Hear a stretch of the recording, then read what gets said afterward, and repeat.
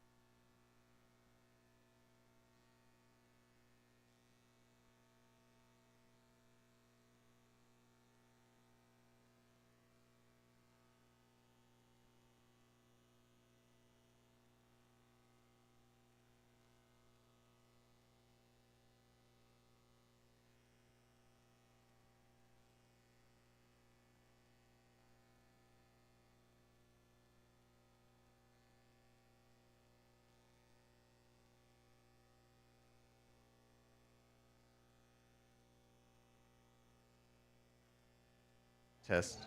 Okay.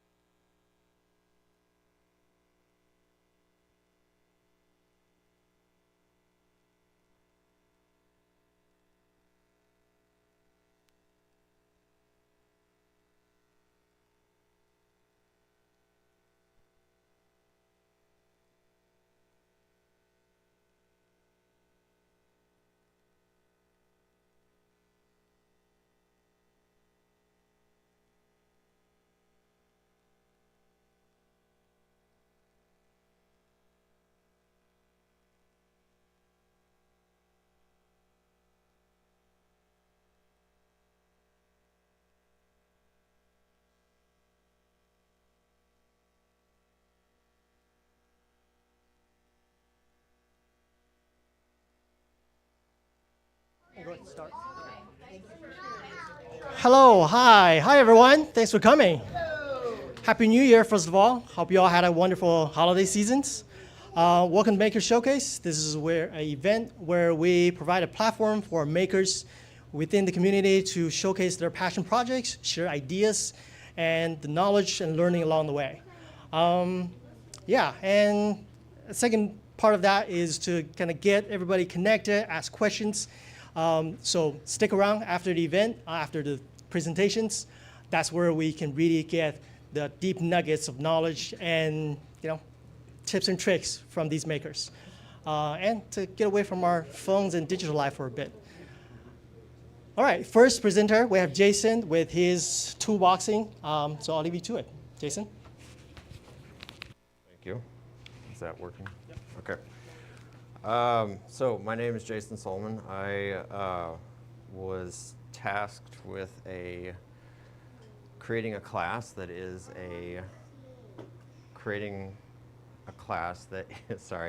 is using a miter saw, a cordless drill, and an impact driver. Only using those tools.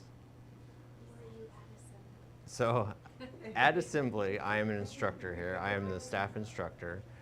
I teach a variety of classes, including woodworking and other things. So I was tasked with creating this class. Doing so, when I was tasked with this, it was brought to me, two questions came up. First thing, how do I create a meaningful project using only these three tools? And then the second question that came up, how do I create this that is engaging over months and months and months and classes and classes and classes. So I came up with, I thought back to my early woodworking days, right? And I started wooden toolbox. It's something that people can use repeatedly. It's an easy project. It's typical woodworker. It's an early project that almost every woodworker puts together when one of their early projects. And it will also create use a number of fundamental woodworking skills when you're doing it, right? So I started searching. I was like, well, let's come up with a design. Let's come up with a project. Let's do all this. And so simple searching, the design was born. So I went into SketchUp, took it into 3D space, started playing around with the design. I started coming up with the 3D design in SketchUp. If you'll pass these around, you can take a look at some of the initial designs.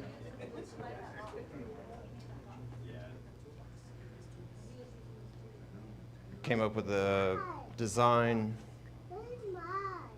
so that I did it in SketchUp, so I could initially figure out design flaws, joinery, material issues, whatever that may be. And as you can see, this is my third iteration of the design. So I ran it, the first one didn't work, the second one didn't work because of size, and so the third iteration is what you see here.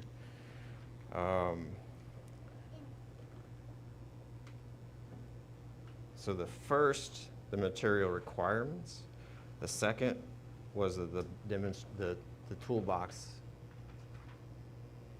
used, the creation of the toolbox used as many tools as possible and as many functions of these tools as possible, right? So between those two things, I wanted to demonstrate those two things.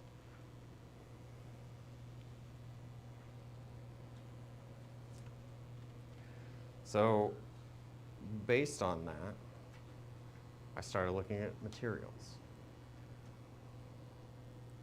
And I wanted it to minimize materials. So I decided, okay, I'm going to use a 1x10, a 1x4, and 2 dowel rods. and a box of screws, right? So my shopping list was pretty straightforward. It was those things. And then that also dictated what the size of the toolbox was going to be. So, you know, that brought my 1x10 dimensions down. That brought it, so I'm going to use a single 1x10, a single 1x4. The particular dowel rod, as you can see here, the 1-inch dowel rod, the 3/8-inch dowel rod. So, and then I got into the costs of those things. And lumber has skyrocketed. And then, you know, you typically make something like this out of an inexpensive lumber like pine or poplar, one of those. And then I started looking at the home store's pricing on lumber, and it's pretty expensive. So, you know, we're looking at $31 per toolbox, and spread over 4 students, that's $125 per class, repeated down the road. It's fairly expensive. It's just not sustainable for the long run. So this becomes a manufacturing issue, right? So you're repeated down the road. So I started exploring alternative materials. I looked at plywood, best alternative. It's stable, it's affordable. I can get a 4x8 sheet, $65. I can get 3 toolboxes out of that single material. And then, you know, repeat it on down the road. Stability-wise, it's much more stable. We're not going to have warping issues. We're not going to have trouble creating these joinery. That's not going to do all that kind of stuff. So it saves me at least $10 per box.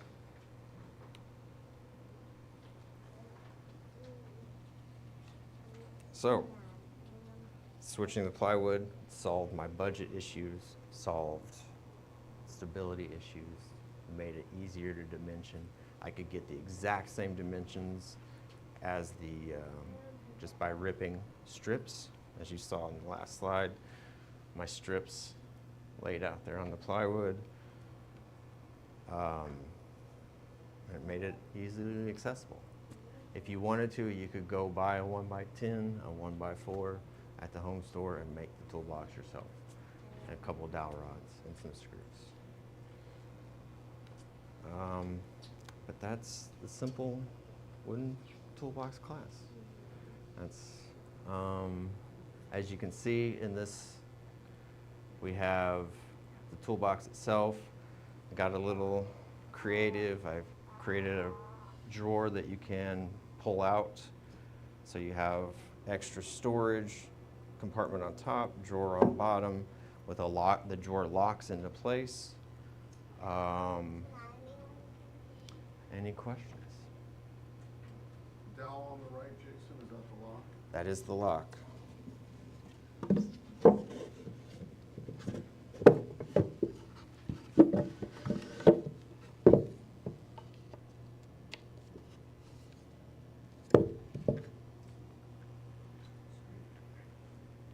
It's all created with, like I said, a few drill bits and impact driver, cordless drill, and the miter saw. This front panel is the same as the back.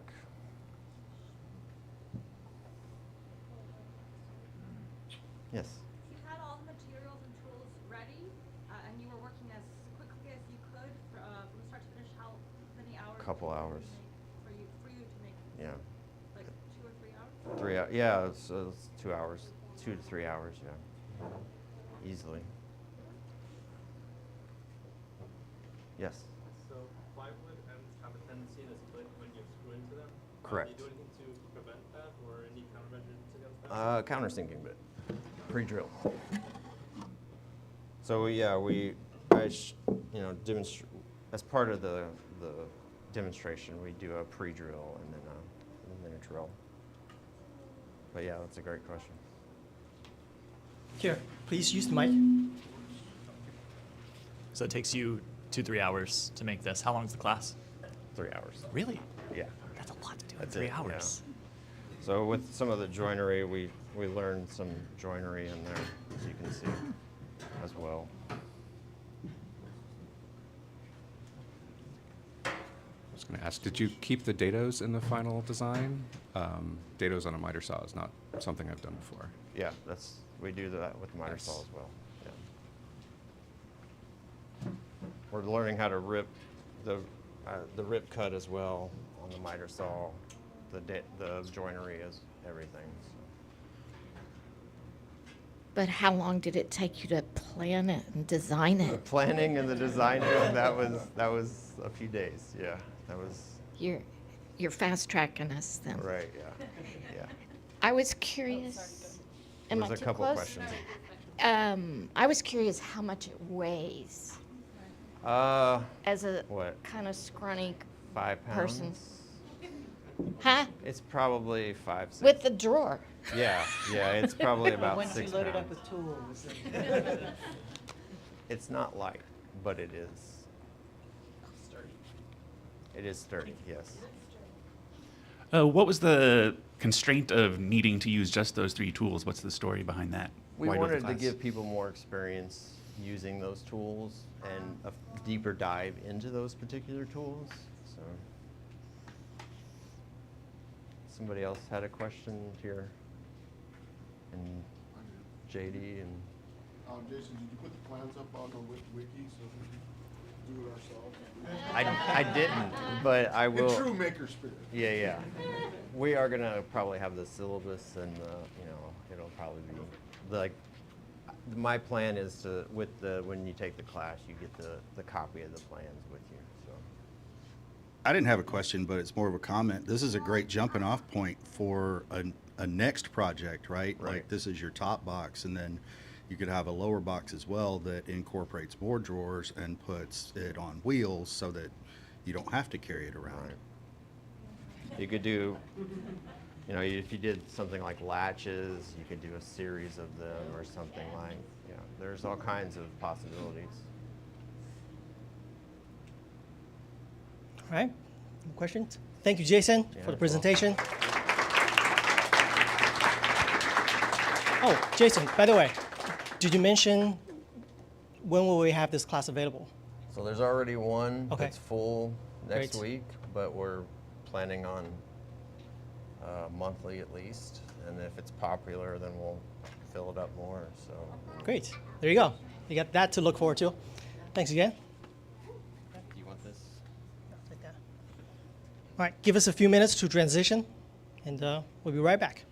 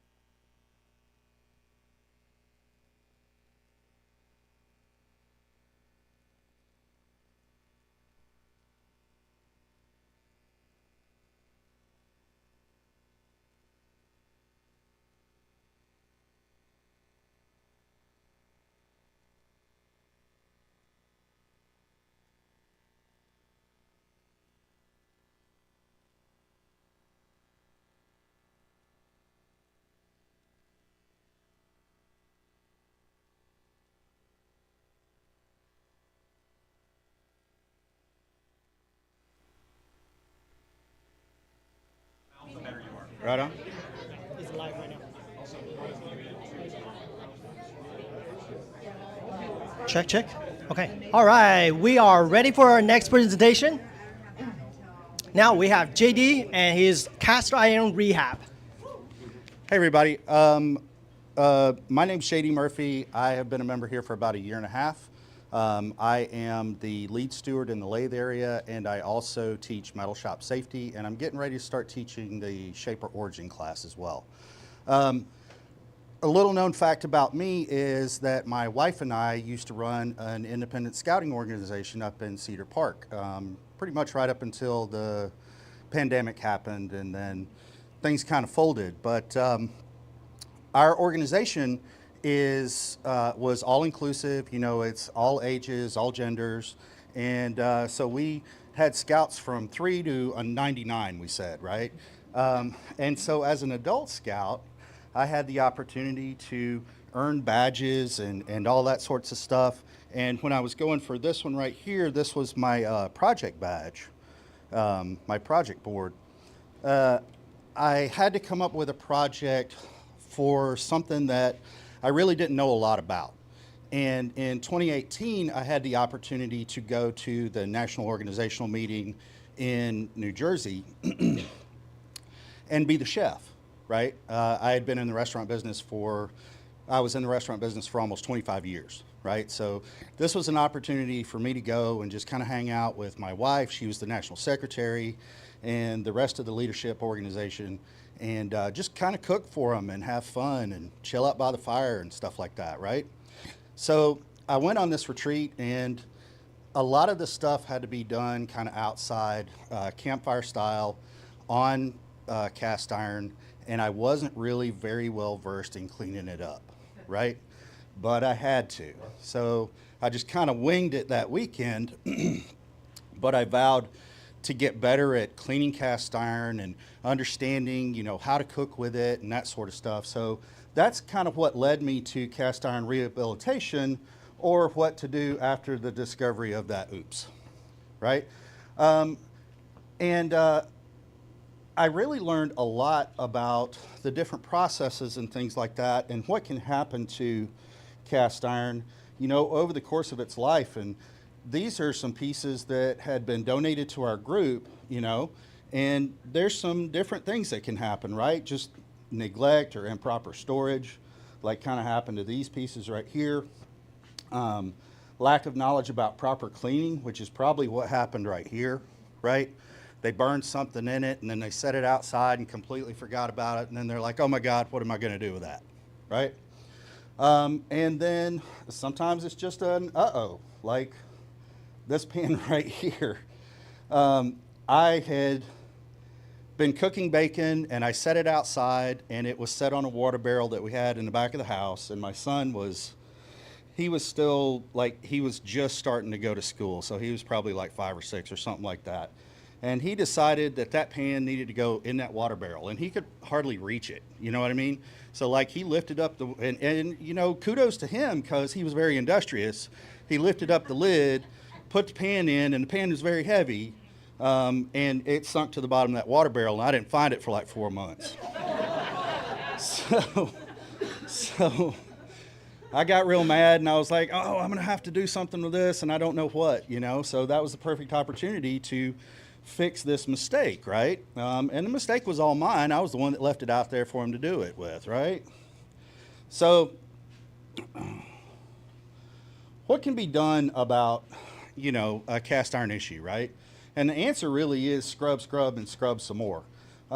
You can do some processes that are going to help clean off of some of the slough and rust and things like that, like setting up a lye bath or setting up a vinegar bath.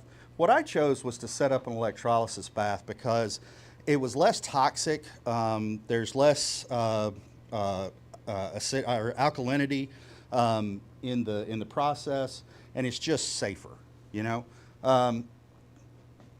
What do you not want to do about it? There's some things, right? I talk a lot about the abrasive blaster in metal shop safety when I'm going through that, because I've done a lot of projects on cast iron with that, but it's not cooking cast iron, right? So you really don't want to do sanding or abrasive blasting because it's going to change the texture of the cast iron itself. And a lot of times that's going to impact how it takes up seasoning after the fact, right? Abrasive pads are really bad because a lot of times they're aluminized, right? The green Scotch-Brite pads have aluminum in them. And if you scrub your cast iron with that, you're going to scrub aluminum into the cast iron, okay? Definitely not something you want to do. Discs and sandpaper, definitely don't want to use those because those are going to impact the finish of your cast iron as well. A lot of times when you impact the finish of, especially vintage cast iron, you're going to impact that resale value. And you're going to impact your ability to season those things, right? Which actually is what makes it usable again. Wire cup and brush, also going to impact that finish and probably not the best idea, okay?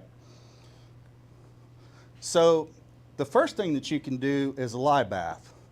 And lye bath you really have to be cautious with because sodium hydroxide runs at an alkalinity of like 11 to 12, right, on the scale up to 14.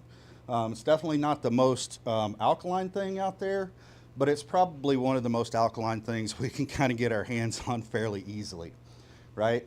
Like I went and took this picture at Lowe's last night, right? This is the kind of oven cleaner that has actual lye in it. You can get it right off the shelf. It's like $8 a can, right? But this is what you would use for one of the processes. Same thing with this drain cleaner. I didn't take this picture last night, but you can go to Lowe's also and pick up drain cleaner like this in crystalline form for like $18 a container. Sodium hydroxide, you can also order it, you know, over the internet from chemical suppliers, things like that. It's used in a bunch of different things. It's used in cleaning. It's used in determining the acidity of wine, right? There's an acid wine test that you can get at like the homebrew stores and stuff like that that's going to have sodium hydroxide in it. So there's a bunch of different ways you can get the stuff. But like I said, it's extremely hazardous, right? If you do choose to do something like this, you need to make sure that you're wearing the proper PPE. And that definitely includes gloves and goggles, so maybe even a face mask and possibly an apron, right? One lady that I saw on the internet on YouTube was doing a lye rehabilitation, and she was doing it without shoes on. And I was like, oh my God, please, no, right? Don't do that. Don't be that guy. Common household cleaners, you know, like I said, they're readily available. You can purchase them in person or online. It works great to remove old seasoning, right? It really sloughs off that old seasoning because what it does is it hydrolyzes those fats, right? It takes those fats, it breaks them up and lets them slough away. But it doesn't really do anything for rust, so you really have to use a vinegar bath for rust. Now, like I said, there's kind of two processes for doing a lye bath. You can do the oven cleaner method, and these are the pictures I took at Lowe's last night, right? This stuff right on the shelf you can buy. The oven cleaner method, you need PPE, obviously. A lye-based oven cleaner, make sure that it's got the sodium hydroxide as the active ingredient. A trash bag, and then a metal or pan tray to sit up onto your project, right? To protect whatever surface you set it on. And then put it in a warm place away from children and pets. So the first thing you need to do is put on your PPE and put the piece inside the plastic bag. You spray the oven cleaner all over it, making sure you get it on every surface, in the handle, on the bottom, whole 9 yards, right? Seal the bag and with the piece inside, and put your project on the tray in a warm place for several days. And you really can't go too long with this process, right? Like, this is something that you can kind of fire and forget, you know?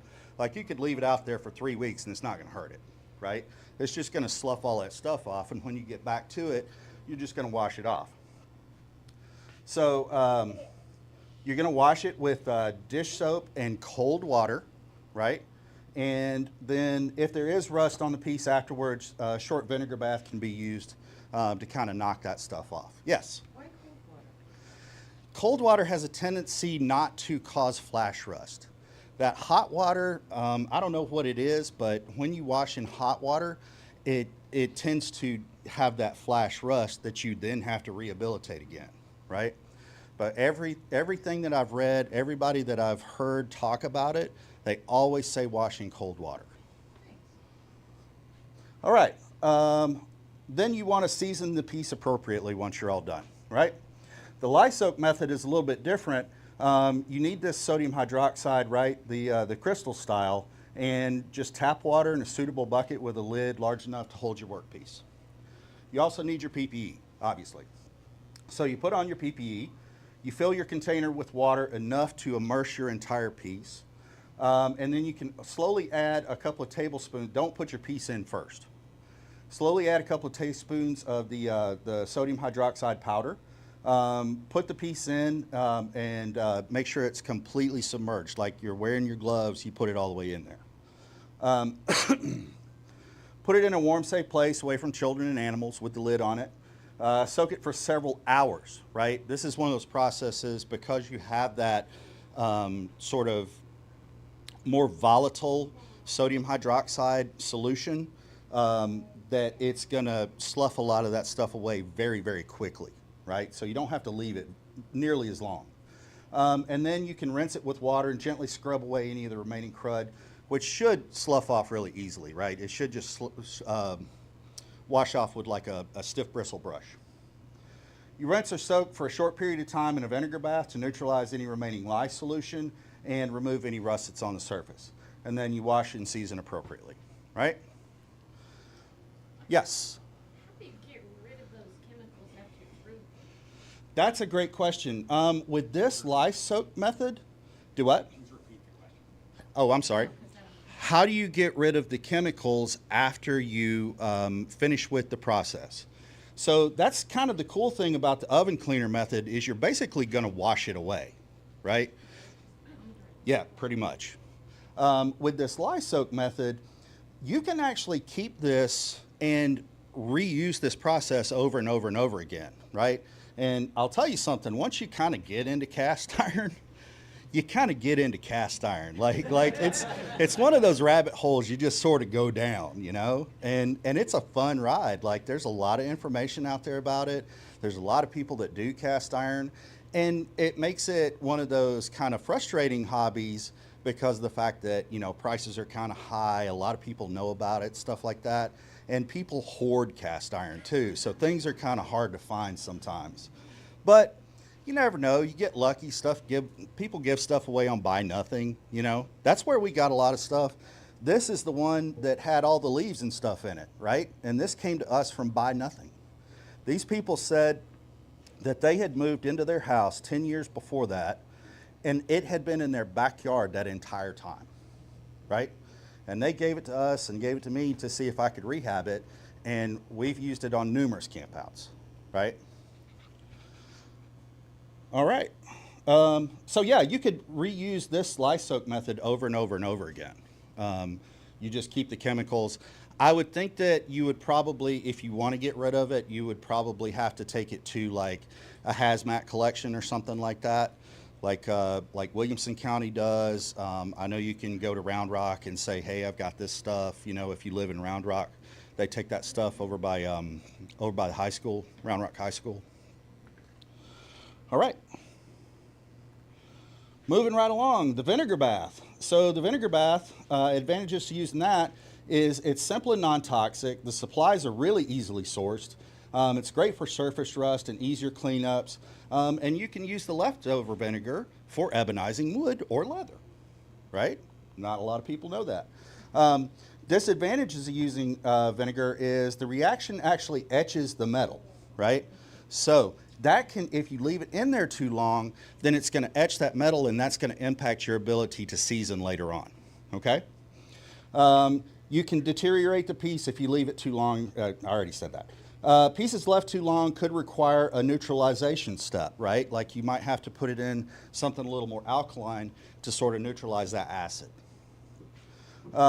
Doesn't strip old seasoning, right? So you still have to use another process like the lye process in order to get that seasoning away. What do I need? Like I said, it's really simple. You get the 5% white vinegar from HEB and you mix it 1-to-1, or you get the 9% vinegar and you mix it 2-to-1, okay? Any brand will do, dilute it, right? You just need a little plastic tub that's big enough for your piece and 30-minute soaks, right? 30-minute soaks is gonna knock off that rust, and you might have to do it over and over and over again if you have a piece that's particularly pitted like this one. Now, the electrolysis bath is my favorite method, right? Because it's really easy to set up. It's non-toxic. It doesn't create any noxious fumes or anything like that. And you can do it with household items, right? The term electrolysis comes from 2 Greek words and essentially means to break it down using electricity. It works kind of like chrome plating. You just kind of flip the anode and cathode, right? So what you're doing is you're plating away from your workpiece onto a collector, which you can see I have a collector right here connected to my cathode. And that was basically a couple of, well, I'll get to that in the next slide. The process turns red ferric oxide, Fe2O3, to black ferrous oxide. And it sloughs off all of that overburden seasoning in the process, right? So it takes care of both of those steps at the same time.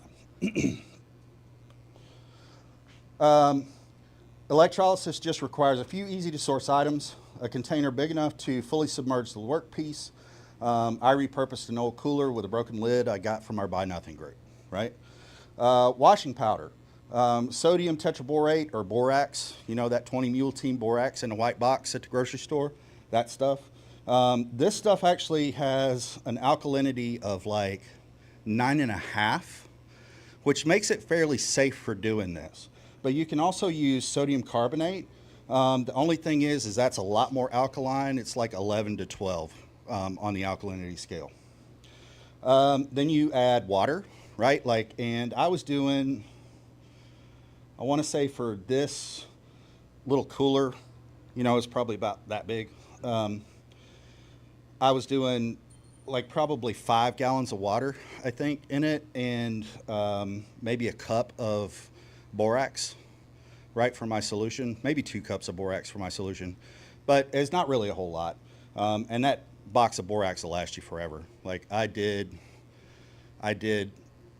probably 10 sessions of cast iron rehab with 1 box of borax. Anode connection, I used a little sheet metal tab. You can see it right there, that little sheet metal tab, and I just put 2 holes in it. One to put it to the board and have a little tab coming off so I could connect the anode to it. And then I just put a little screw, little stainless steel machine screw and nut on the other side so I could hang the piece from it, right? And have it suspended in the tank, right? So it's not touching anything except for the connection right here. And then, like I said, this is just stainless steel. It's like 3/16 stainless that came out of a restaurant that I worked at one time, and it had been used for shelf supports. And I just cut it up, clamped it to the board, and hooked my cathode up to that, right? The power source, you need at least 35 amps of power, right? So I use a 40 amp battery charger. Another option is you can use like an old car battery that'll still hold charge. And you can hook a smaller battery charger, like a 100 amp, a little trickle charger behind it, right? And work those 2 pieces in series, and that'll keep your cycle of electricity flowing, right? All right, so once you get done with any of those processes, you need to scrub down, right? And what you do for scrubbing once you're done with the process is you use cold water, dish soap, stiff bristle brushes, scratch-free scrubbing pads. So these blue ones, right, that are scratch-free, these don't have aluminum in them, so they are safe to use, right? Chainmail scrubber. People tell you don't use stainless steel, don't use metal tools in your cast iron. Garbage. Chainmail scrubber is one of the best things that you can use in your cast iron. I use like a little silicone scraper when I need it, or a wooden scraper when I need it, and then a chainmail scrubber. All right, scrubbing, you're gonna scrub a lot because it's gonna look ugly when it comes out of the process. So get yourself some elbow grease. And maybe a friend to keep you company if you're into that kind of thing, or like some music, or put on a show, or listen to a podcast or something.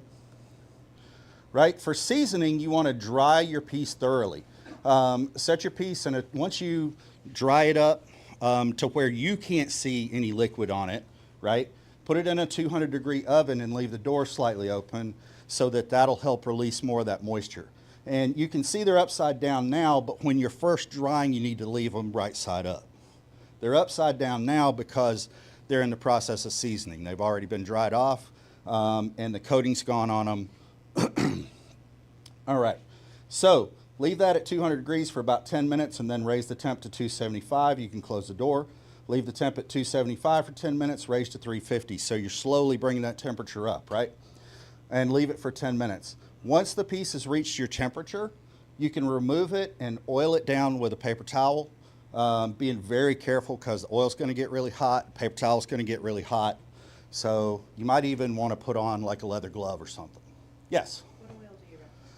So I really just use Crisco, like the solid Crisco though. There's a bunch of different things, and I went down that rabbit hole too. You can use hemp oil, right?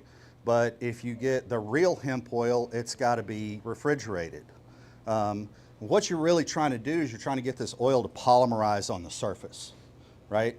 So honestly, it really doesn't matter what kind of oil you use. Just be consistent, right? Use the same kind of oil all the time, and you'll get consistent results, right?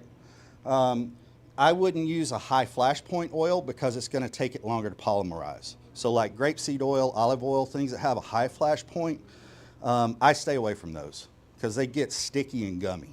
You know what I mean? The Crisco actually works really well. You put it on in the solid form. I just wipe it around the pan, and then I take an old t-shirt, right, and I wipe it out, okay? So that I'm really only leaving like a bare little bit. As you can see right here, I over-seasoned this, and I didn't wipe it out well enough. So it got kind of sticky and sort of gummy. Is the oil important or fat? Like, could you use lard to do this? You could, yeah, I'm sorry. The question is, could you use lard as opposed to like a vegetable fat? You could, and people obviously did in the past because they didn't have access to anything else. You probably absolutely could. The one thing that I would want to make sure of is whatever I'm using is as pure as I can get it, right? If you're using beef tallow, if you're using pork fat, whatever you want to use, right? Just make sure you get it as pure as you possibly can. But like I said, I use Crisco. It's easy to source. You just run down to H-E-B or actually you could run to Walgreens if it's Christmas Day and grab another can. Yeah. Well, I was wondering if you said that you have to use the same oil all the time. That's in specifically just for the seasoning, Just or for cooking? Just for the seasoning. Oh, okay. Just for the seasoning. For cooking, obviously you're cooking different things. And the question is whether you would have to use the same oil all the time as you're cooking, as you're using the pan. And my thought on that is you're going to be cooking different stuff that's going to have different parameters in it all the time, right? So use what's best for whatever you're cooking. Now, I clean my pan after I use it, right? Unless I'm doing something like if I'm just throwing tortillas on it and just heating them up, I'm not going to clean the pan after that. But if I cook a bunch of stuff that leaves a lot of residue on my pan, I'm going to wash that out, and then I'm going to throw a little bit of oil, and I'm probably going to heat that up so that it kind of polymerizes again. And that cold water thing? Yes. Applies to when you're cleaning Absolutely. daily or Absolutely. whenever? Absolutely. Okay. Absolutely. Clean with cold water every single time. All right. Like I said, you wipe down your pan completely with an old t-shirt or towel, and then you can flip them up, right, so that they collect that heat and they hold that heat up inside the bell of the pan, right? All right, and here you see the finished product. This is the pan that Elliot dropped in the water tank. And you can see it came out really well, and I keep that on the stove, and we use it all the time. Use it at least once a week, right? One of my favorite things to cook in it is the corn salad that I brought for the barbecue. I cooked that in that pan that day. You can see a great way. This is one of the pans that was at the very beginning that was just didn't have a great finish on it, right? So I took it down, and this is what it wound up looking like, and this was its first use, cooking up some biscuits for breakfast, right? But then you can see this pan right here, and I use this every day. Like, this is my everyday pan. This is what I warm up my tortillas in. This is what I cook my eggs and chorizo in. You know, it's what I use for just about everything. Cooking up hamburgers, whatever. One of the best things that you can do to season your pan and to continue to build that seasoning is to cook cornbread. Everybody knows that the best part of cornbread is the part on the bottom where it caramelizes, right? And what happens is that carbon builds on your pan and helps build that seasoning and build that flavor and build that profile that eventually turns nonstick if you use it enough, right? Anybody that's ever had paella knows the stuff on the bottom is absolutely the best, the sauerkraut, right? So cook a lot in your pan. Use it all the time. Use it to make your friends happy. Use it to make yourself happy. Just use it to be happy, right? Any questions? Yes. Here, please use the microphone. Hi, the chainmail cleaning tool you were talking about earlier, mine always gets rusty. How do you keep that cleaning tool from getting rusty every time you use it? I wash it.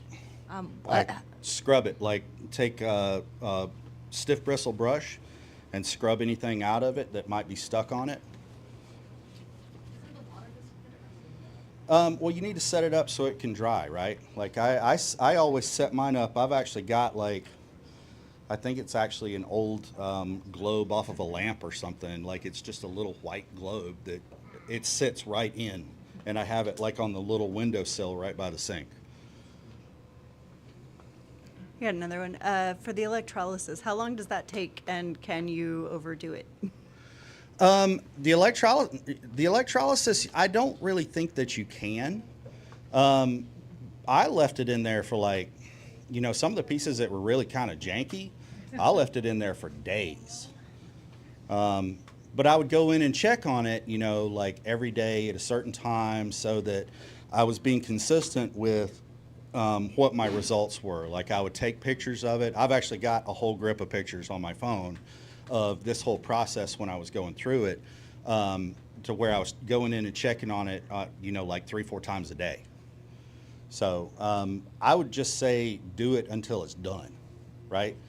That's the kind of cool thing about the oven spray method is you can fire and forget that. And like 3 weeks later, you can come back to it and it's still okay because it's only gonna take off what's there available for it to take off, what it's there available for it to react with.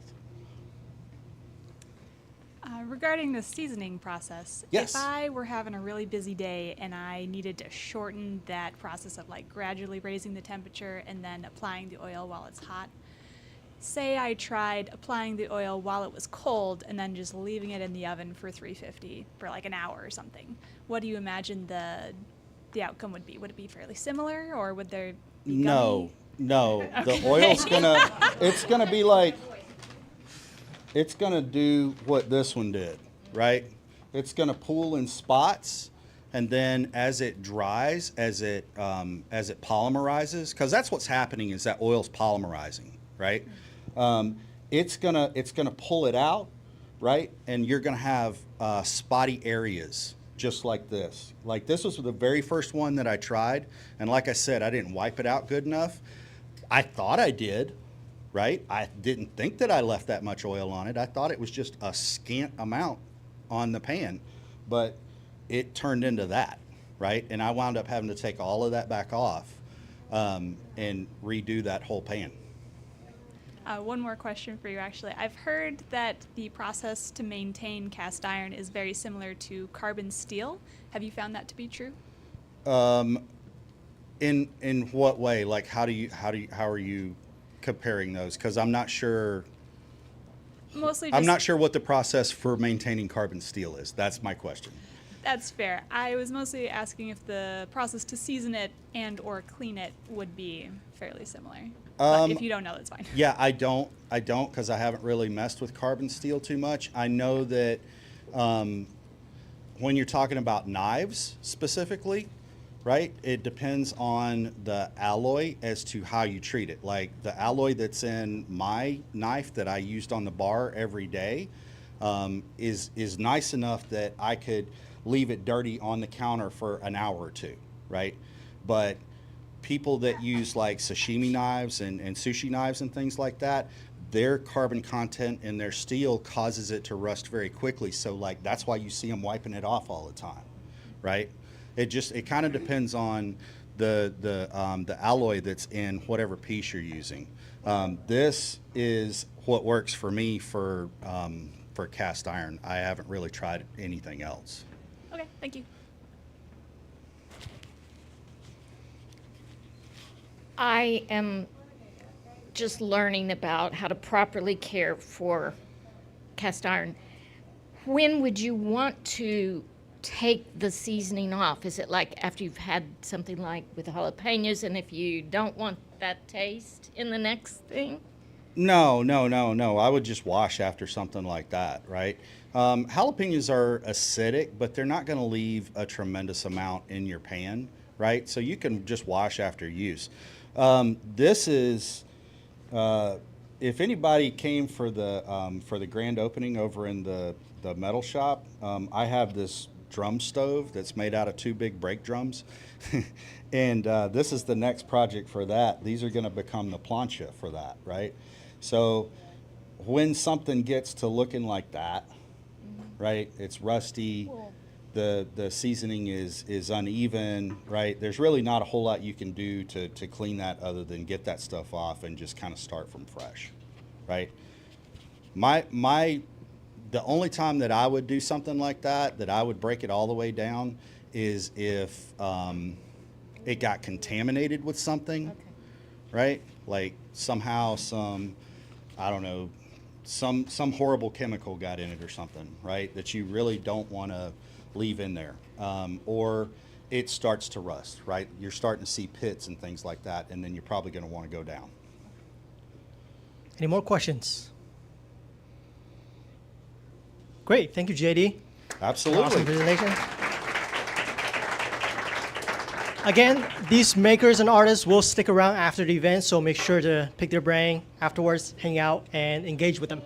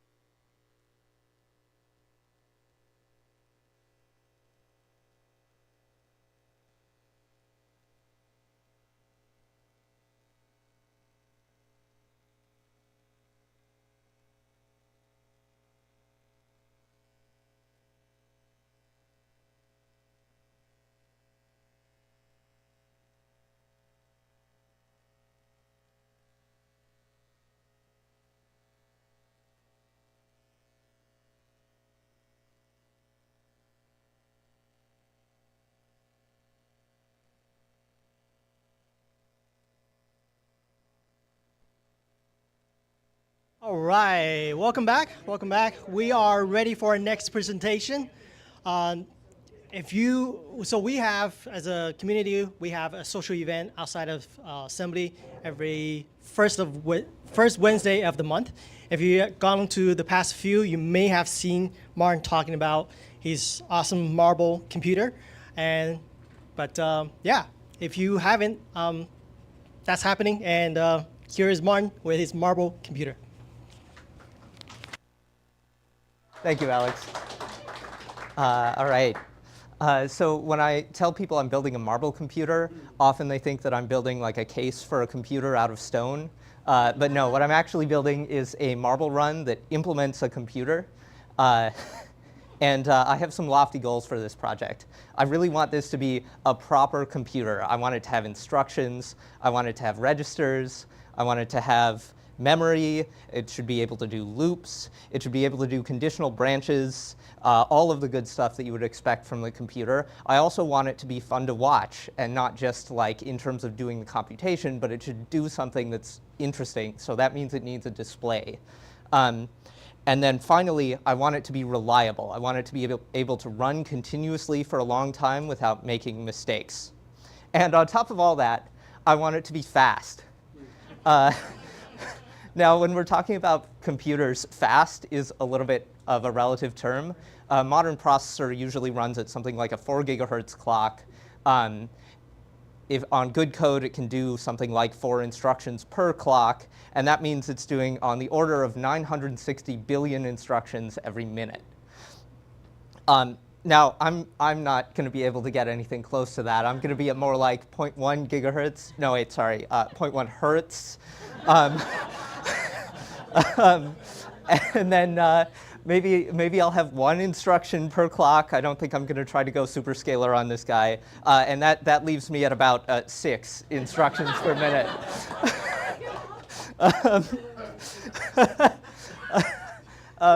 So how do we even make marbles do computing in the first place? How do we trick them into thinking? This is a machine built by the YouTuber Matthias Wandel. If you know this name, not from YouTube, it may be because he also runs woodgears.ca. And I'm going to talk through a little bit of this video that he made.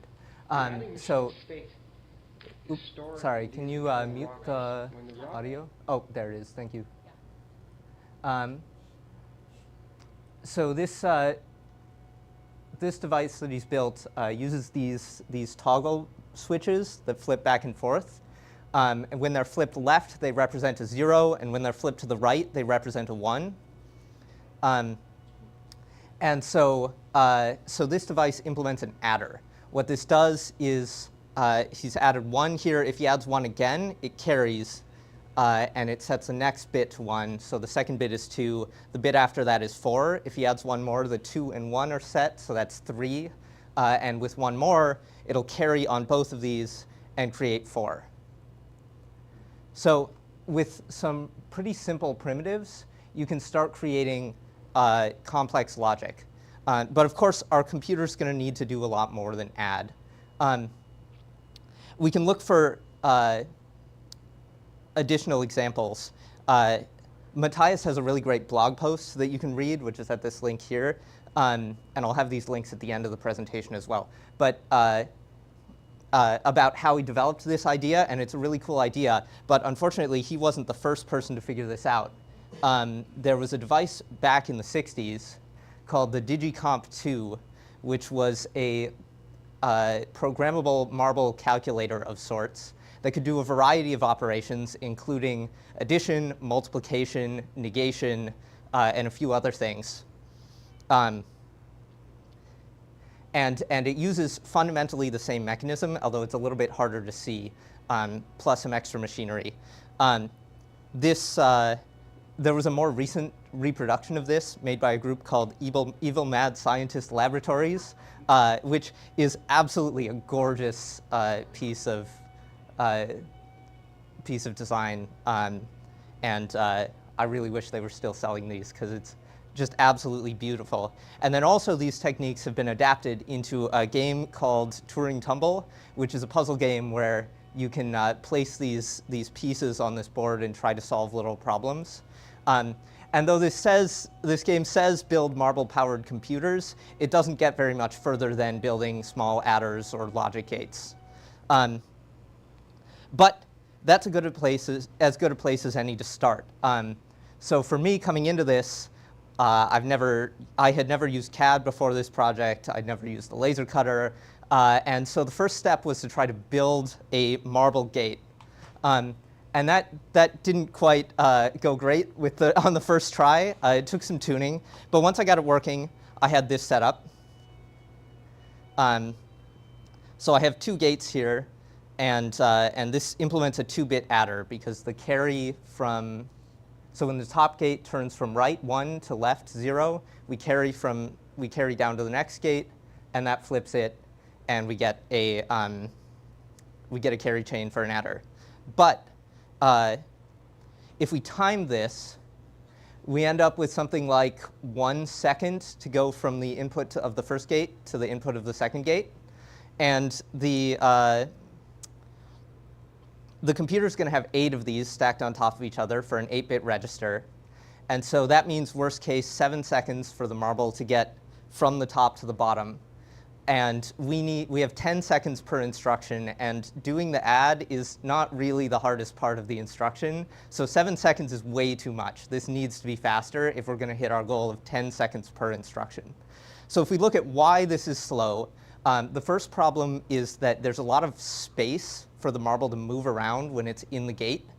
And additionally, partially because of this space, there's sort of a bouncing that happens where the gate bounces against the side.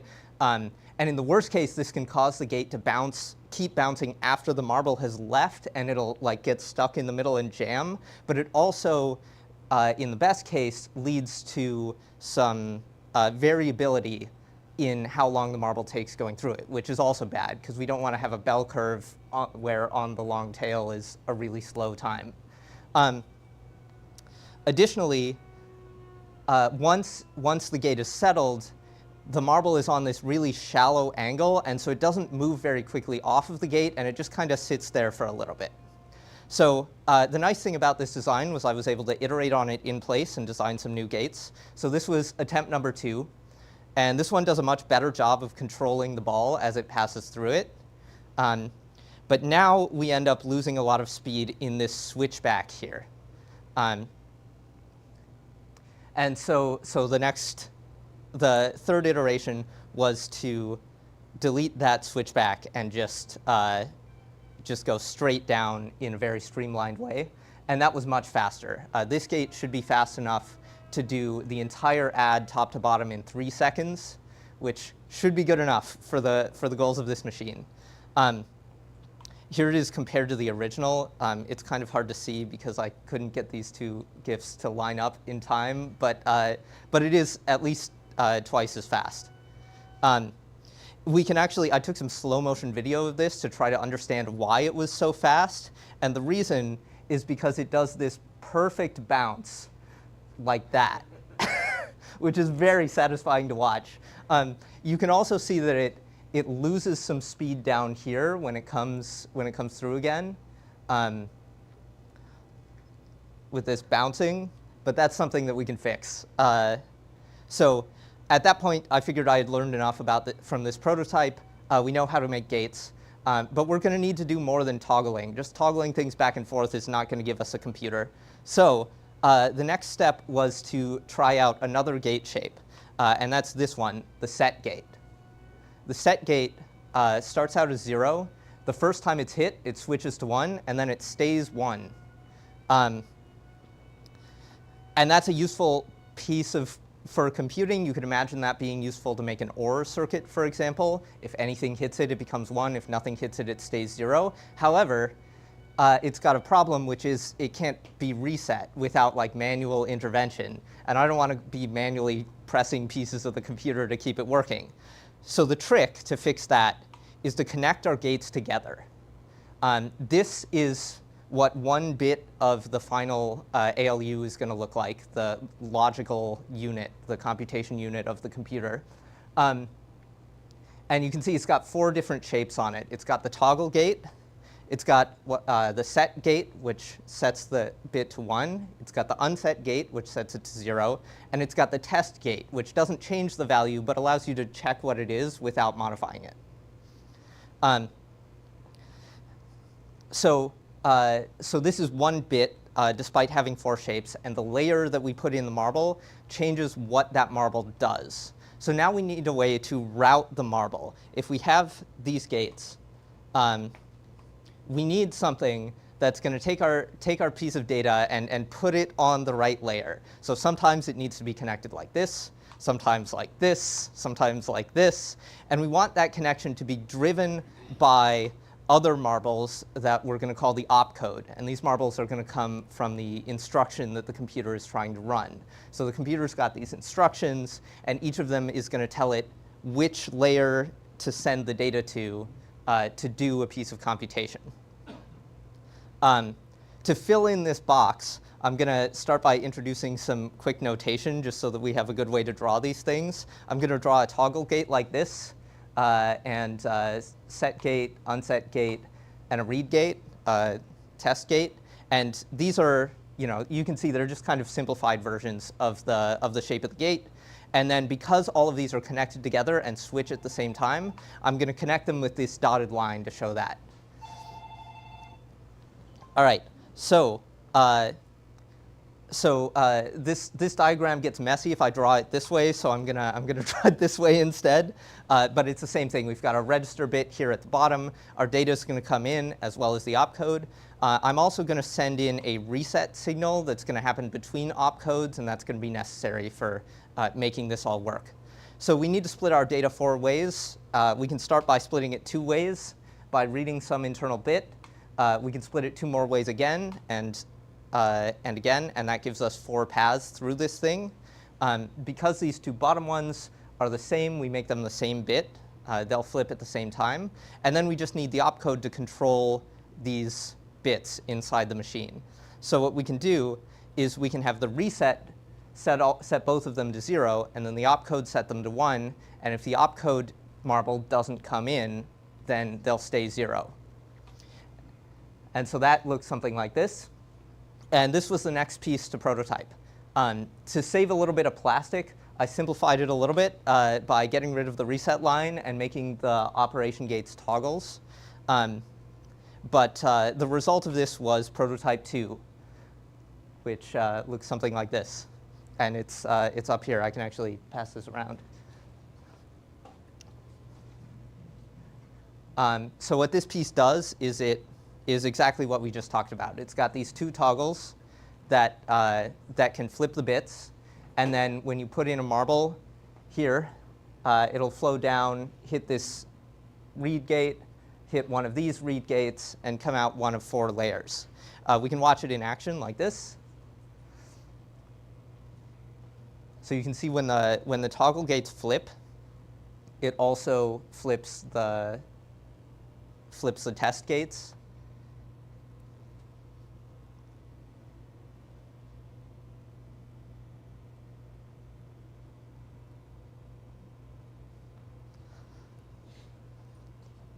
And if we watch this from running from the front, or from the side rather, we can see that it's a pretty direct implementation of the diagram that we had before.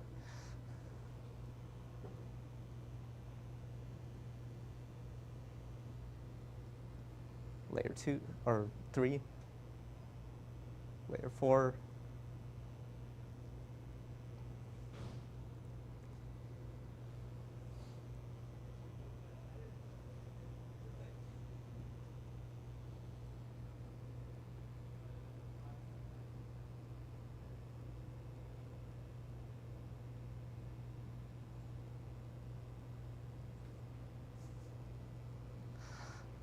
This thing is just really fun to watch,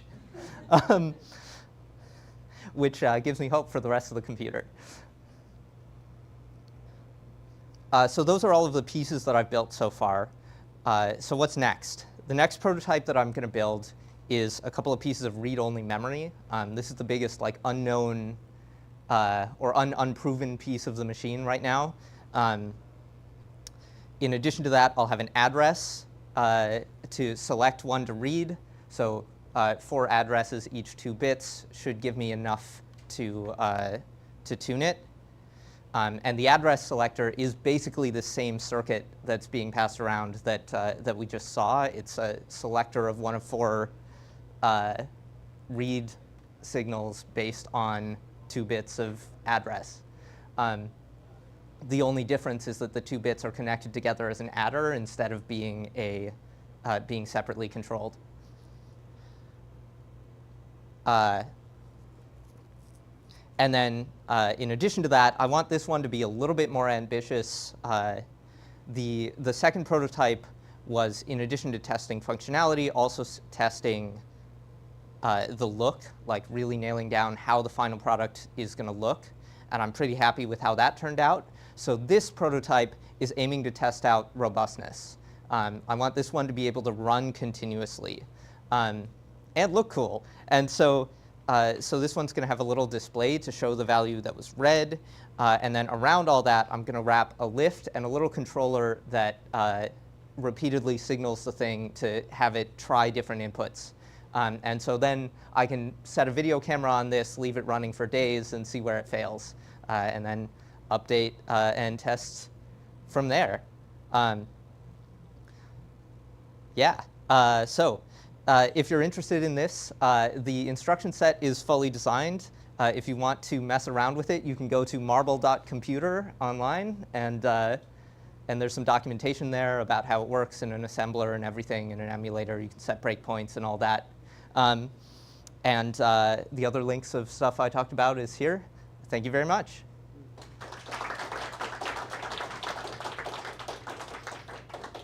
Any questions for Martin? Yeah. What is this other one? So this was the first prototype where I was testing out different gate shapes. You can see a bunch of them here. It's I tested a lot more than I showed in the presentation. It feels a little bit like that scene in The Incredibles where it's going through different robot shapes. So in the final implementation, in your imagination, what will I be able to ask the computer to do? Well, it's going to have 32 instructions, which is a little bit limiting, especially because it only has 1 register. And it's got an 8x8 display.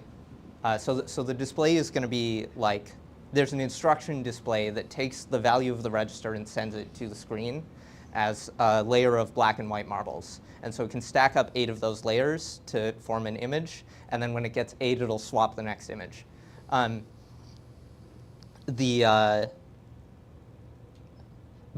it has no input device because I want it to run continuously without interruption. And so whatever image you're going to generate has to be either programmed in the memory somehow or generated based on a mathematical equation or something you can do in 32 instructions. I'm really hoping I can find a way to implement Conway's Game of Life, because I think that'd be really cool. But in 32 instructions and 32 data entries, it's quite difficult. So it's like on the edge of possible, though, with certain like caching strategies. It's a puzzle that I'm working on in the background, but I'm not sure if it's possible.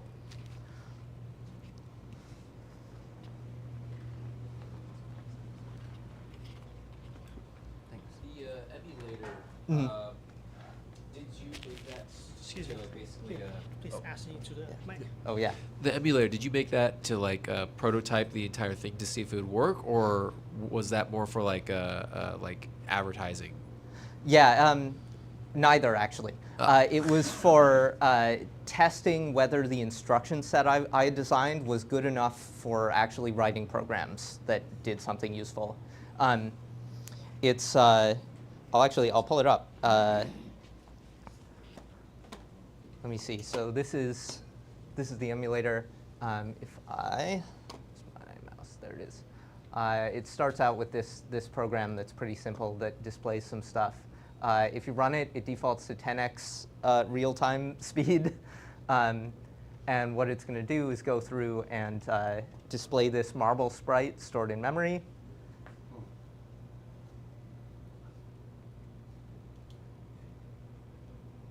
And then the next frame it does is this sort of checkerboard pattern.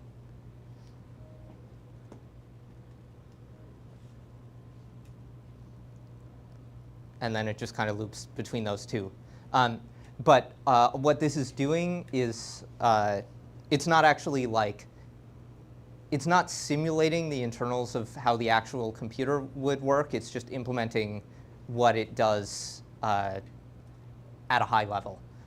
So it's really only, like the core of this thing is really only, I think, about 64 lines of JavaScript because the computer is just that simple.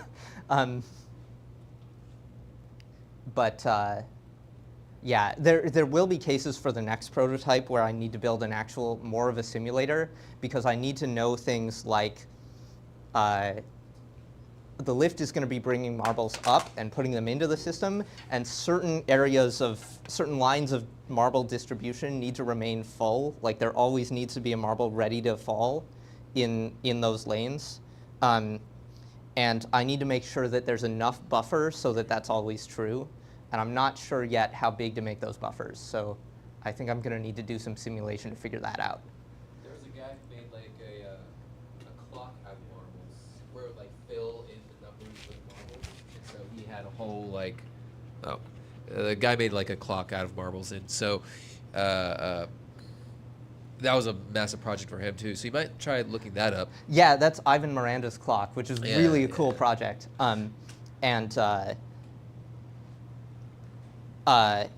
It's a little bit different than mine in that he's using two different types of marbles and distinguishing them electronically. I am going to need to do something similar for the screen, but I'm trying to avoid techniques like that for the rest of the computer. So how does the memory system work? I'll come back to that. Let's get to some other questions. Or ask me later if we don't get to it. Okay, did you pick that marble size and the materials on purpose? And would you consider using different size marbles for different results? Yeah, so marble size was something I thought about a bunch at the beginning of the project. I was looking for a size of marble that I could get relatively cheaply and that wouldn't be so heavy that it would cause the computer to like need significant structural considerations. But also, I wanted it to be kind of chunky. Like, I didn't want it to be really tiny marbles moving around.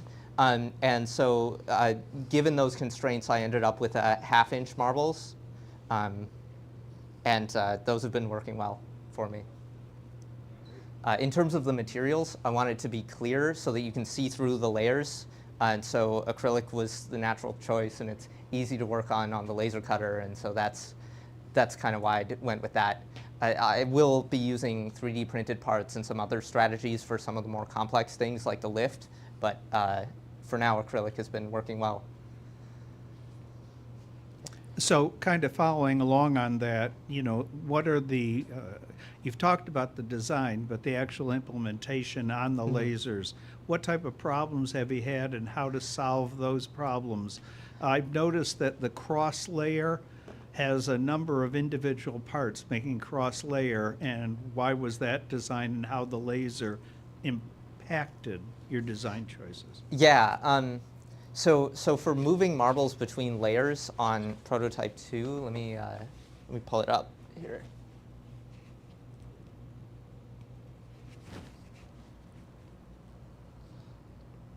I have these like cross-cut pieces. And these are actually just press fit into the design. They're not glued in or anything. And that was a little bit painful to do. I spent a bunch of time trying to figure out like exactly how to cut those correctly. And then after wasting a few days on that, I decided to instead just cut them a few times until they worked. And that worked much better. That was mostly out of convenience rather than anything. Like I could have 3D printed those and that would have worked fine. I do like the look of like it being see-through, but also, I don't know. There's things that could be improved about the look of this. I think these specific pieces were also a huge pain to specify in CAD. So I am going to be looking for better ways to do this for the next piece. And problems Has the laser worked for you well? The lasers worked really well for me. It's been pretty reliable. I did have some issues with, I would do test cuts and it would cut through, and then when I went to do a much larger cut, it would not cut through in all places, so I had to slow it down a little bit to account for that. But once I did that, it's been working great. Any other questions?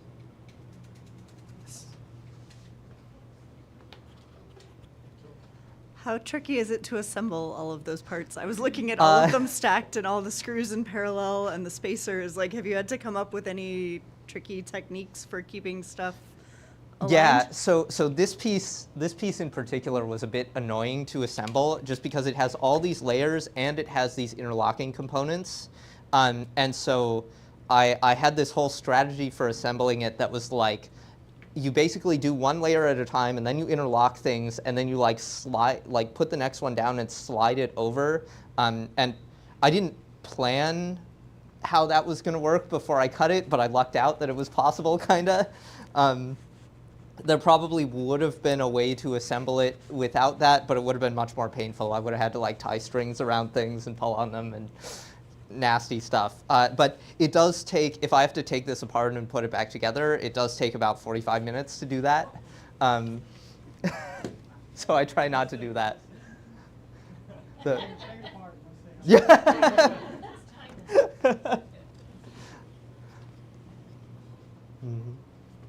All right.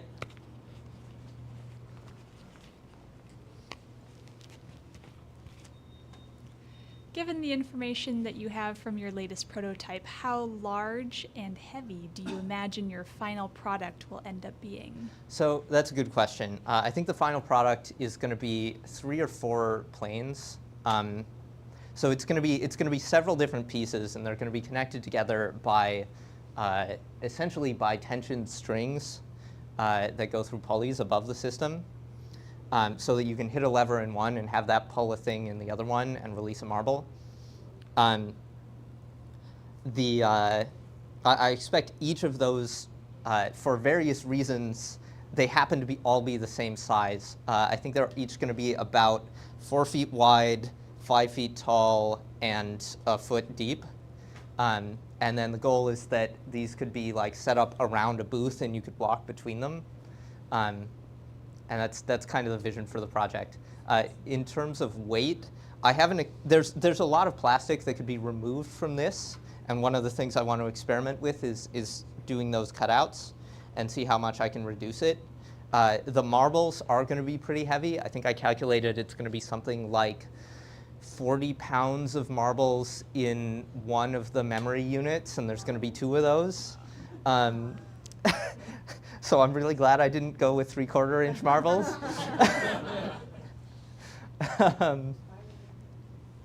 Yeah.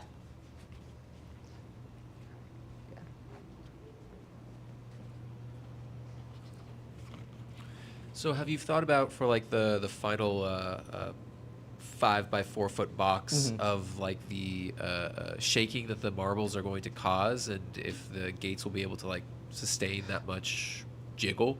A little bit. So one of the things that I think I forgot to mention is that I added weight to these, and that really helped with their stability. They'll stay to the side. This one doesn't have that, but the bar that goes across it effectively does the same thing because it's heavy enough to hold them. The final build, I might end up going with like a keyed axle rather than this supporting bar for some of the longer ones, but they will need some sort of weight like that in order to make sure that the mechanism like stays and is stable. I'm hoping that there won't be enough marbles running at once to really cause instability problems like that. But I don't know. I'll cross that bridge when I come to it. Great. Thank you, Martin, for the awesome presentation. Thank you. If you have more questions, Easy Maker will be sticking around, so you can approach them to get a deeper understanding of their process. So from this, moving forward, we're going to be doing something, we're going to experiment a little something different for our existing platform. Starting from today, both me and Branislav are going to do a open mic session at the end of these presentations. Maybe about like 5 minutes of show and tell for today's case, or something else, other themes in the future. So starting from the next Maker Showcase in 3 months, we'll be having a dedicated open mic slot. So look forward to that, and then bring whatever you want to show off in a short amount of span. So give us a few minutes to transition, and then we'll wrap it up, the 2 show and tell, and that'll be that. See you in a bit. If Thank you. anybody has show and tell, if they want to jump in with spontaneous. Yeah, today, if anybody wants to jump in, the floor is yours.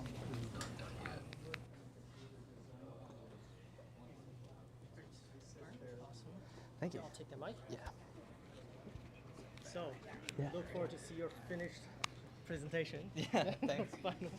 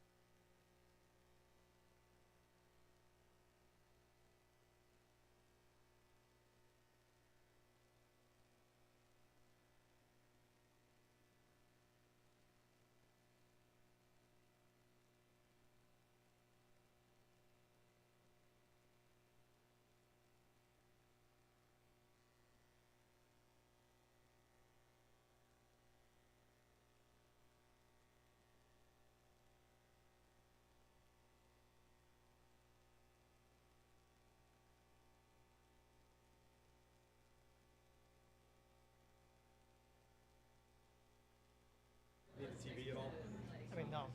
No, not if we. You got it? Yeah. Yeah, I can see it. Yep, top one. Yep, perfect. I was just talking to Branislav about he's got an interactive component, and we need to make sure people have waivers. Okay. So he knows. Do we have a waiver QR code here? I'm gonna go up front and see if we have one. Grab it. Okay, cool. I think Branislav's plan is to do like a quick demo here, and then have people engage in that room. So there's more room, and then. And then we won't be able to film it then, because all of the camera setups in here. Can we not have them do it here? I guess at we this can. table? I guess we can. That would be better. Right, it's like a file. Yeah. So he's gonna be filing some wood. Yeah. We can do that. Yeah. Okay. If that works for him. Okay. I'll let you know. And we could take this off if we don't want to get. He's passing brown paper to you. Hey, so, Donner mentioned we may want to film the demo. Okay. So, we can just, when transition between me and you, we can just bring this stuff up front. Cool. Even the sawdust stuff. We'll take off. You want to do it over there? Yeah. Okay. Yeah. Let's do that. Do I have any way to plug in? Yeah, I do. Okay. Yeah, we got some. Cool. Well, I can just bring my stuff up and have it ready to go. As soon as I can just bring my stuff up and have it ready to go. Yeah. Yeah. Do you need a hand? Yeah, could you give me a hand? No. That takes you to a very different. Hey, you got it. Sweet. It's a very different thing.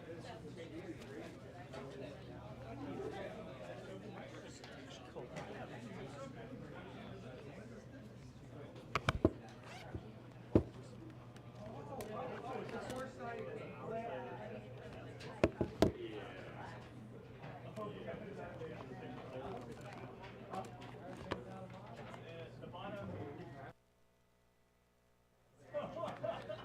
That's about 5 to 6 more.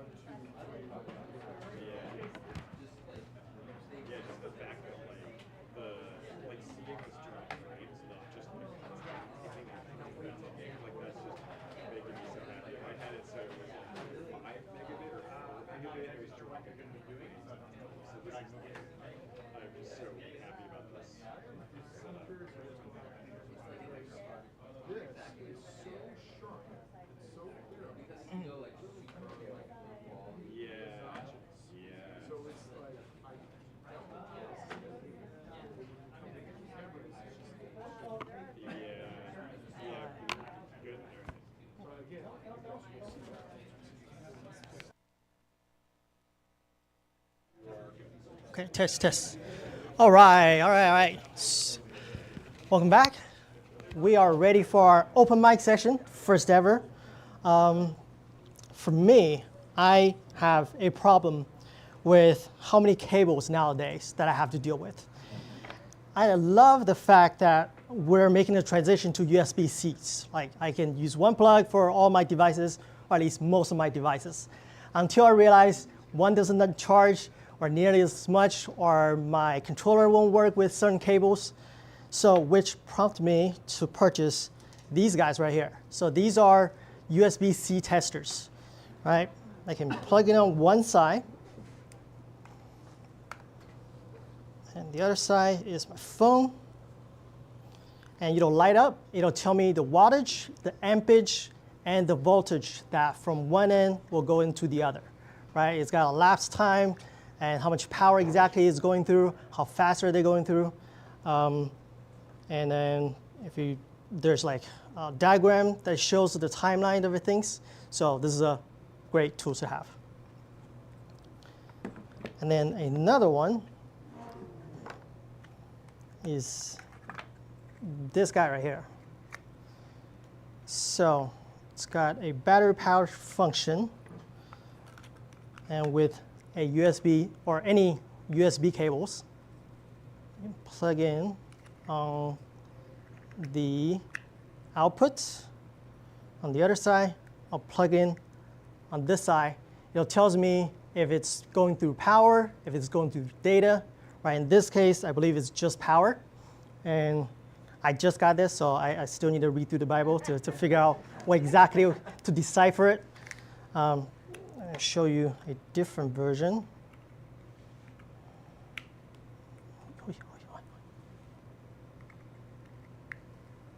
See how there's two extra little light right here? That tells me this cable can transfer data. That's it. If you want to take a closer look, come check it out. How much for the? Oh, these are like 19 bucks a pop, and then this one's like 13 bucks a pop. Right, super convenient to have nowadays. And this one, it's got USB-A, USB-C, and then micro USBs, mini USBs, all sorts of fun things. You can power with a button battery up top or a USB-C power top. So you would suggest that one for its... This one does not... You would suggest the second one Yeah. for its variable plugs. This one does have a bit more function, but does not tell you how fast it's charging. This one tells you the speed of which you charge. You know how some cable have to like normal charging and then like super speed charging? That's what having both of these could do for you. Okay. Well, thank you. All right.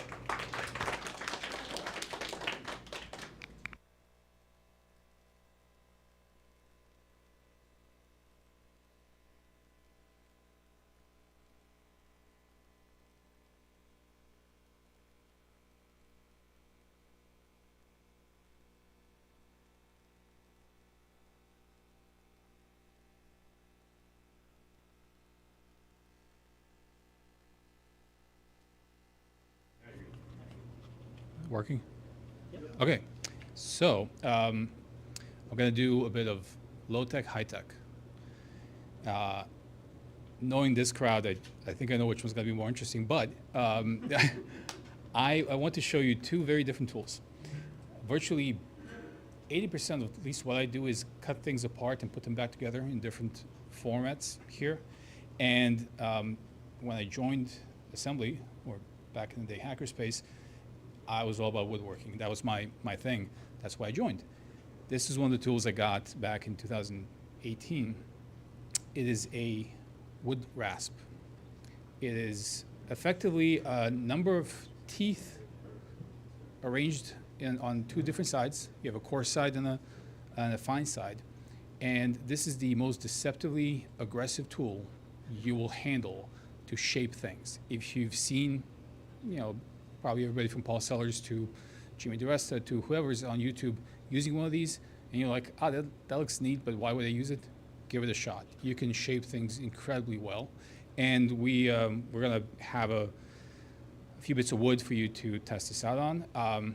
We also would want to make sure that if you have not signed a waiver, you probably should for this. You must, in fact, if you're going to try this. It's not really dangerous, but it is a little on the sharp side. You can see me handling it like this. Could you hurt yourself? Yes. Just be careful, of course, and make sure you sign that. Did I miss anything there? No? Okay, good. So, low tech, really, really good. And if you don't feel like going on a lathe to shape a handle, this will do it for you. Especially if you want to go on the lathe and you don't want to do off-axis turning to shape something that's not perfectly circular. Again, curves and that kind of stuff, really good stuff. This, however, is the high-tech piece. It is an ultrasonic knife. I've been told that some stuff just came out of CES with a kitchen knife version of it. It is something I saw, I think originally, this exact same model on a roundup for my favorite things of the year. Kate Sabitzer on AdamSavage'sTested.com roundup a few years ago, I think had this exact same model. What is an ultrasonic knife? It is a knife that holds blades, very much like X-Acto kind of knife that vibrates at 40,000 hertz. So careful. And a few folks had a chance to test it. It will go through materials with absolutely magic kind of flow and ease of cutting. It is probably best for plastics. So if you're removing stuff from one of the many 3D things you print, if you need to do some cleanup on that, if you're cutting acrylic, which again we're gonna have a few samples for folks to try, leather, as it turns out, or a few other things that are relatively thin, not metallic. Do not try that. Ask me how I know. It is incredibly good. So, like I said, low tech, high tech. This one costs $25. This one does not. So they're a lot cheaper now than they used to be. I think a few years ago this one would have been like $300. Now you can get them on Amazon for $120, $30, $40. If you have a purpose for it, if you have a need for it, check it out. It does not necessarily like running against a ruler. So straight lines, not so much. Small details, curved lines, stuff like that, really cool. So that's it for me. If you'd like to try stuff out, we're gonna try to set up a little station here, and then one person at a time we can give it a shot. That's it. Yeah, any questions? I have a question. Okay, good. Why would I want an ultrasonic knife if I already have a Dremel? Tried. Okay.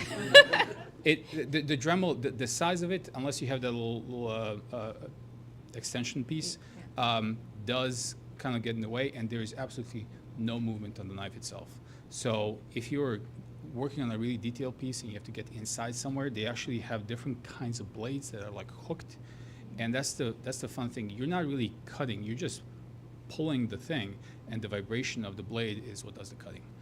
It's kind of amazing. So, yes. Sorry. It seems like it would be useful for like fine detail wood carving surface sort of things. Are there blades for that it could? So we were just trying stuff out on wood. If there's a different kind of blade, possibly. The one we have in here for demo purposes will burn. It vibrates so quickly it will actually burn, and it will you'll see it actually, the blade is singed. So wood, yes, it can do it. We brought some I think 1/8 inch plywood to test it out on. It's probably closer to pyrography more than anything else at that point. It's worth a shot. If you try that, I suggest getting extra blades. Let's see what happens.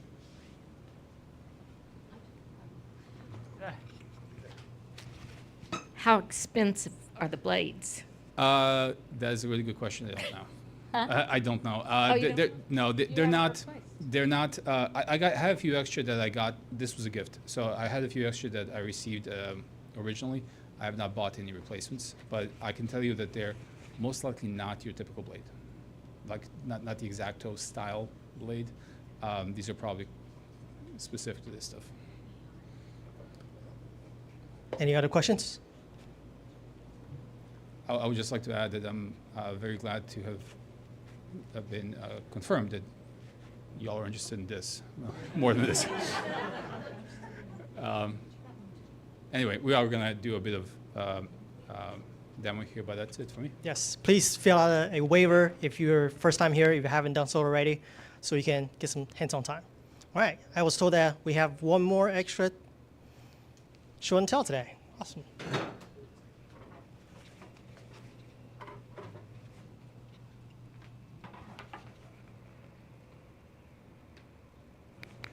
Hello. Great. So I was reminded by the Marble Computer presentation that woodgears.ca has other excellent resources, and I have an example of one. One of the resources on woodgears.ca is an instruction sheet or a calculation sheet for splayed miters.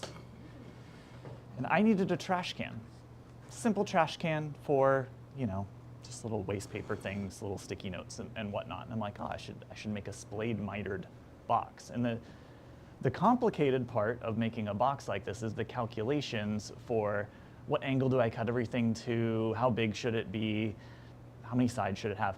And Woodgears, Matthias Wandel, has already taken care of all of this for you. Something like this is fairly quick to put together on the table saw because you can set the blade to a specific angle, you can set the twist of your workpiece to a specific angle, and you can come out with a kind of cool looking box pretty quickly. This particular box is a prototype because I wanted to do this on the CNC for some reason. As soon as I took the CNC class, I'm like, this is really cool, but it seemingly can't really do miters very well. And if it can't do miters, like, what's the point? So I've been going down the rabbit hole of, well, what are all the different ways that you can do miters on the CNC? And so this is one of the test pieces for that. So I have some walnut milled up to actually make this look nice rather than just being a plywood box. But I wanted to shout out Woodgears for all of its other excellent resources. Questions? Yeah. Thank you. Austin, does it also help you fit in, I guess, the bottom piece of it, or are you just gonna put flat? That's one of the excellent little rabbit holes on Woodgears is that it does not at all. Okay. And so you have to calculate yourself how big this bottom should be. And there's a base to this sitting in my car that drops in here. It's got the right angles for the walls. It's the wrong size, so my calculation was wrong. So I need to go back to the drawing board on that one, yeah.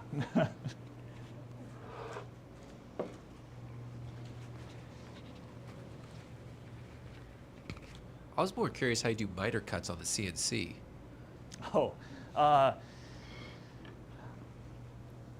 There are several ways.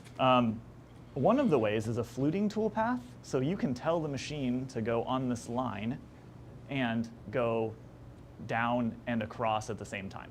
So you could stack together a bunch of fluting toolpaths right in a row, and it will step down and make all of those little diagonal cuts. So that's one way to do it. There is also an extension for VCarve. It's called miter. I think it's called like miter setup or something like that. It's one of the default extensions.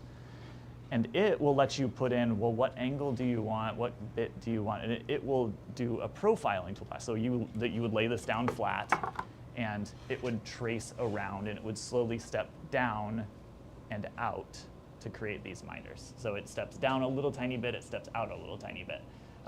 These are really weird angles. These are like 43.68 degrees to make it fold up into the box like that. So it can help you calculate that. You could also calculate that yourself, which is what I started doing before I realized that there was already an extension for this. So you could build a profile that goes around, and then you could tell it to go down just a little tiny bit and out just a little tiny bit. And you could calculate that yourself. You could figure out how far down and out it goes to make this angle. I don't recommend that. I would recommend using the extension. No more questions? All right, awesome. Thank you, Austin. Anyone else would like to jump in? Get you 5 minutes of fame?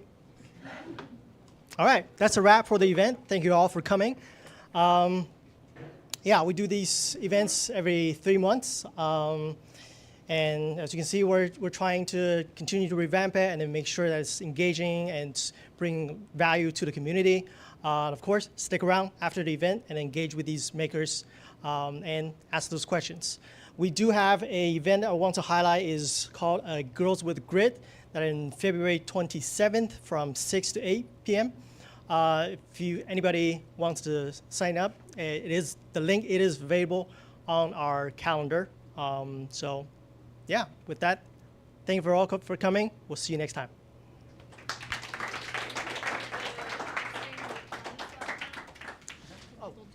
Yes, so Branislav will have a station set up over here. If you want to give it a shot, do some hands-on time, we'll be available here.